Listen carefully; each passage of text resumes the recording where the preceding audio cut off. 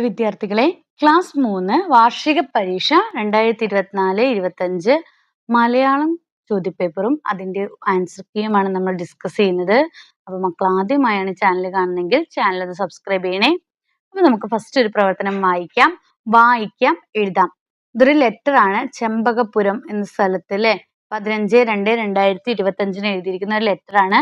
പ്രിയ ജാനകി. അപ്പൊ ജാനകിക്കാണ് ലെറ്റർ എഴുതുന്നത്. നിനക്ക് സുഖമല്ലേ? എന്തൊക്കെയുണ്ട് വിശേഷങ്ങൾ? നിന്നോട് പറയാൻ രസമുള്ള ഒരു വിശേഷമുണ്ട്. നിയമസഭാ മന്ദിരത്തിൽ നടന്ന പുസ്തകോത്സവത്തിന് സ്കൂളിൽ നിന്നും ഞങ്ങളെയും കൊണ്ടുപോയി. അമ്പമ്പോ, എന്തുമാത്രം പുസ്തകങ്ങളാണ് അവിടെ! പുസ്തക കാഴ്ചകളോടൊപ്പം ആകർഷകമായ വേറെയും പരിപാടികൾ ഉണ്ടായിരുന്നു. വായനയാണ് ലഹരി എന്നതാണ് പുസ്തകോത്സവത്തിന്റെ സന്ദേശം. ഇത് ശരിവയ്ക്കുന്ന വായന രീതിയിൽ തിരക്കുകളിൽ നിന്നെല്ലാം ഒഴിഞ്ഞു മാറി ചില പുസ്തക പുഴുക്കൾ വായനയിൽ മുഴുകിയിരിക്കുന്നത് വേറിട്ട ഒരു കാഴ്ച തന്നെ. ഞാനും ചില പുസ്തകങ്ങൾ വാങ്ങി. പിന്നെ ഞങ്ങൾ നിയമസഭാ മന്ദിരത്തിനകത്തേക്ക് കടന്നു. ആ കെട്ടിടത്തിന്റെ പ്രത്യേകതകളെല്ലാം അവിടെ ഉണ്ടായിരുന്ന ഒരു ഉദ്യോഗസ്ഥൻ പറഞ്ഞു തന്നു. 8 നിലകളുള്ള നിയമസഭാ മന്ദിരത്തിന്റെ 3 നിലകൾ തറനിരപ്പിന് താഴെയും 5 നിലകൾ തറനിരപ്പിന് മുകളിലുമാണ്. അത്രയും വലിയ കെട്ടിടമായിട്ട് പോലും അതിനുള്ളിൽ നിഴലോ എക്കോയോ ഇല്ല എന്നത് അത്ഭുതം തന്നെ. അവിടെ ഉപയോഗിച്ചിട്ടുള്ള തടികളെല്ലാം നിലമ്പൂർ തേക്കാണത്രേ. മ്യൂസിയത്തിലും മൃഗശാലയിലുമെല്ലാം അന്ന് പ്രവേശനം സൗജന്യമായിരുന്നു. പിന്നെ ഞങ്ങൾ ഡബിൾ ഡെക്കർ ബസ്സിൽ തലസ്ഥാന നഗരം മുഴുവൻ ചുറ്റിക്കണ്ടു. രാത്രിയോടെ തിരികെ നിയമസഭാ മന്ദിരത്തിലെത്തി. മെഗാ ഷോയും കണ്ട ശേഷമാണ് മടങ്ങിയത്. അടുത്ത തവണ നീയും വരണേ. സ്നേഹത്തോടെ, സന.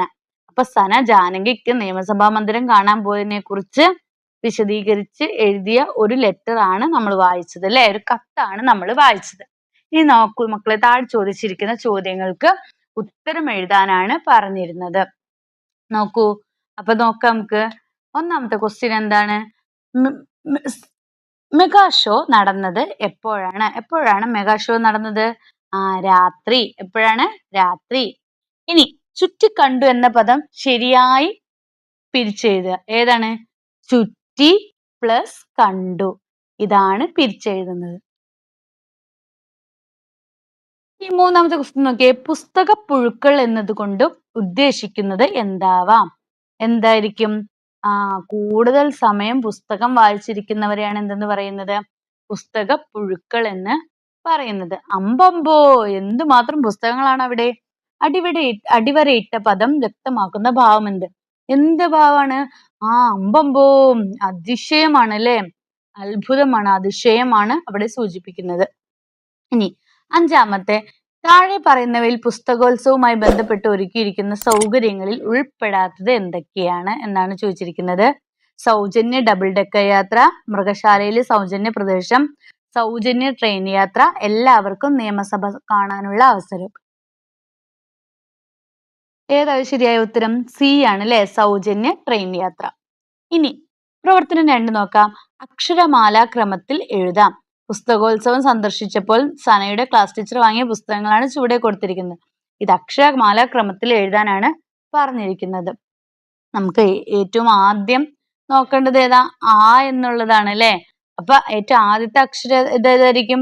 ഇതല്ലേ, ഫസ്റ്റ് വരുന്നത് അസുരവിത്ത്. അതാണ് അവിടെ എഴുതേണ്ടത്, അസുരവിത്ത്. രണ്ടാമത്തെ ഏതായിരിക്കും? കഴിഞ്ഞ് പിന്നെ വരുന്നത്? കഴിഞ്ഞ് വന്നതില് പിന്നെ വരാനുള്ളത് കായാണ് അല്ലെ, കാലം. ഇതാണ് രണ്ടാമത്തെ പുസ്തകം. ഇനി മൂന്നാമത്തെ ഏതായിരിക്കും? കായ് കഴിഞ്ഞ പിന്നെ ഏതായിരിക്കും? പിന്നെ ഏതായിരിക്കും? നാലുകെട്ട് അല്ലേ. മൂന്നാമത്തേതാണ് നാലുകെട്ട്. നാലാമത്തെ ഏതാണ്? നാ തന്നെ വന്നെ, നീ വന്നത് അല്ലെ, നിന്റെ ഓർമ്മയ്ക്ക്. ഇതാണ് നാലാമത്തെ, നിന്റെ ഓർമ്മയ്ക്ക്. ആ ഇ ഈ ഉ അത് കൈക്ക് ഗൈഗങ്ങ അങ്ങനെയുള്ള ഓർഡറിൽ എഴുതാനാണ് പറഞ്ഞിരിക്കുന്നത്. നിന്റെ ഓർമ്മയ്ക്ക്, നിന്റെ ഓർമ്മയ്ക്ക്. അതാണ് നാലാമത്തെ. അപ്പൊ അഞ്ചാമത്തത് ഏതായിരിക്കും? മഞ്ഞ് അല്ലേ, മഞ്ഞാണ് അഞ്ചാമത്തെ, മഞ്ഞ്. ആറാമത്തെ ഏതാണ്? ആറാമത്തെ രണ്ടാം ഊഴം. ലാസ്റ്റാ വരുന്നത് അല്ലേ. അപ്പൊ രണ്ടാം ഊഴം നമ്മുടെ അക്ഷരമാലാക്രമത്തിൽ എഴുതാനാണ് പറഞ്ഞിരിക്കുന്നത്. രണ്ടാം ഊഴം, ഇതാണ് ശരിയായത്. ഇനി പുസ്തകം ഉത്തരമായി വരുന്ന ഒരു കടങ്കഥ തയ്യാറാക്കാനാണ് പറഞ്ഞിരിക്കുന്നത്. നിങ്ങൾക്ക് ഇഷ്ടമുള്ള ഒരു കടങ്കഥ തയ്യാറാക്കാം. പുസ്തകം എന്ന് ഉത്തരം എഴുതണം. ഇനി പ്രവർത്തനം 3 നോക്കാം. വരികൾ കൂട്ടിച്ചേർക്കാം. കാഴ്ചകൾ കണ്ട് യാത്ര ചെയ്യുന്നതിനിടെ സനയും കൂട്ടുകാരും പാടിയ പാട്ടാണിത്. കൂടുതൽ വരികൾ എഴുതി ചേർക്കൂ. ഇരുനില വണ്ടിയിൽ വിരുന്നു വന്നൊരു കുട്ടിക്കൂട്ടം ഞങ്ങൾ, നഗര കാഴ്ചകൾ കണ്ടു രസിക്കും കുസൃതിക്കൂട്ടം ഞങ്ങൾ. ഹായ് ഹായ് കുസൃതിക്കൂട്ടം ഞങ്ങൾ. അപ്പൊ നിങ്ങൾ വേറെ എന്തൊക്കെ കണ്ടു? മൃഗശാലയിൽ പോയില്ലേ? അപ്പൊ മൃഗശാലയില് എന്താണ് ഇന്ന മൃഗങ്ങളെ കണ്ടു എന്നൊക്കെ പറഞ്ഞ് നല്ല കുസൃതിക്കൂട്ടം ഞങ്ങൾ കണ്ടു, ഹായ് ഹായ് കുസൃതിക്കൂട്ടം ഞങ്ങൾ എന്നൊക്കെ പറഞ്ഞിട്ട് കവിത പൂർത്തിയാക്കാനാണ് പറഞ്ഞിരിക്കുന്നത്. ഇനി നെക്സ്റ്റ് പ്രവർത്തനം 4 വിവരണം എഴുതാനാണ് പറഞ്ഞിരിക്കുന്നത്. നോക്കൂ, ഡബിൾ ഡെക്കർ ബസ്സിലെ യാത്രക്കിടയിൽ സന കണ്ട വേറിട്ട കാഴ്ചയാണ് ചുവടെ കൊടുത്തിട്ടുള്ളത്. ഈ കാഴ്ചയെ ഒരു വിവരണമാക്കി എഴുതാനാണ് പറഞ്ഞത്. എന്തൊക്കെയാണ്? സന ഒരുപാട് വണ്ടികൾ അവിടെ കാണുന്നുണ്ട് അല്ലെ? റോഡ് ക്രോസ് ചെയ്യാൻ വേണ്ടിയിട്ട് ഒരു കുട്ടി ഒരു അമ്മൂമ്മേനെ സഹായിക്കുന്നത് കാണുന്നുണ്ട്. ഉയരമുള്ള ഒരുപാട് കെട്ടിടങ്ങള്, വണ്ടികള് കാണുന്നുണ്ട് അല്ലേ? അവിടെ ഒരു പൈപ്പ്, ഇതൊക്കെ അതൊക്കെ കാണുന്നുണ്ട്. ആകാശത്ത് നിറയെ പക്ഷികൾ, അതൊക്കെ കാണുന്നുണ്ട്. അപ്പൊ അതൊരു വിവരണമാക്കി ഞാൻ എന്തൊക്കെ കണ്ടു, എന്തൊക്കെയാണ് അവിടുത്തെ ഇതെന്നൊക്കെ നോക്കിയിട്ട് എഴുതാനാണ് പറഞ്ഞിരിക്കുന്നത്. ഇനി പ്രവർത്തനം 5 കഥ പൂർത്തിയാക്കാം. സന വായിച്ച കഥയുടെ ആദ്യ ഭാഗമാണ് ചുവടെ കൊടുത്തിട്ടുള്ളത്. കഥ പൂർത്തിയാക്കുക, ഉചിതമായ തലക്കെട്ടും നൽകുക. ആ വലിയ വീട്ടിലെ മനോഹരമായ അക്വേറിയത്തിൽ എത്തിയിട്ട് മീൻ കുഞ്ഞിന് സന്തോഷമായില്ല. കുളത്തിൽ അമ്മയോടൊപ്പമുള്ള ജീവിതം മതിയായിരുന്നു. അവന് അങ്ങനെ തോന്നുകയാണ് അല്ലേ?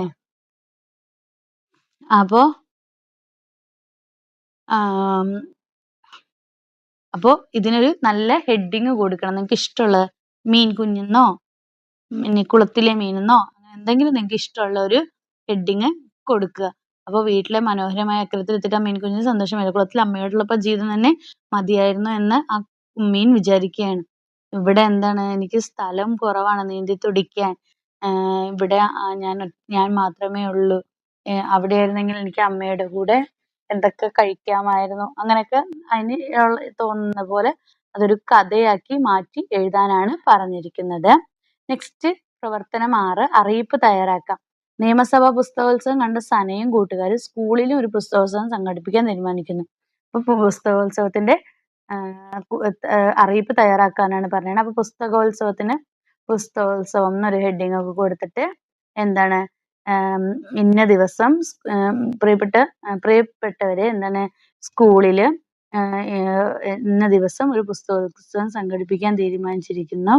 എല്ലാവരും അതിനകത്തേക്ക് സ്വാഗതം എന്നും പറഞ്ഞിട്ട് ഒരു അറിയിപ്പ് എഴുതുക. ഇന്ന ദിവസം ഇത്ര മണിക്കാണ് പ്രോഗ്രാം നടക്കുന്നതെന്ന് പറഞ്ഞ് ഒരു അറിയിപ്പ് കൊടുക്കാനാണ് പറഞ്ഞിരിക്കുന്നത്. അപ്പൊ പരിപാടി നടക്കുന്ന സ്ഥലം വേണം, തീയതി വേണം, സമയം എന്നിവ വേണം. പിന്നെ ആരാണ് നൽകുന്നത്, സ്കൂളിൽ എവിടെ വെച്ചാണ് നടക്കുന്നത്, സ്കൂൾ ഓഡിറ്റോറിയത്തിൽ വെച്ചാണ് നടക്കുന്നത്. പിന്നെ ആരാണ് അറിയിപ്പ് നൽകുന്നത്, HM ആണെങ്കിൽ HM ആരാന്നുള്ളത്. അപ്പൊ അങ്ങനെ ചുരുക്കി എഴുതാനാണ് പറഞ്ഞിരിക്കുന്നത്. അപ്പൊ ഇത്രയൊക്കെയാണ് നിങ്ങളുടെ ആൻസർ കീ ഉള്ളത്. അപ്പൊ മക്കൾക്ക് ഈ വീഡിയോ ഉപകാരപ്രദമായെങ്കിൽ വീഡിയോ ലൈക്ക് ചെയ്യുക, ഷെയർ ചെയ്യുക. ആദ്യമായി കാണുന്ന കൂട്ടുകാരുണ്ടെങ്കിൽ ചാനൽ ഒന്ന് സബ്സ്ക്രൈബ് ചെയ്യണേ. അപ്പൊ then see you again. Thank you.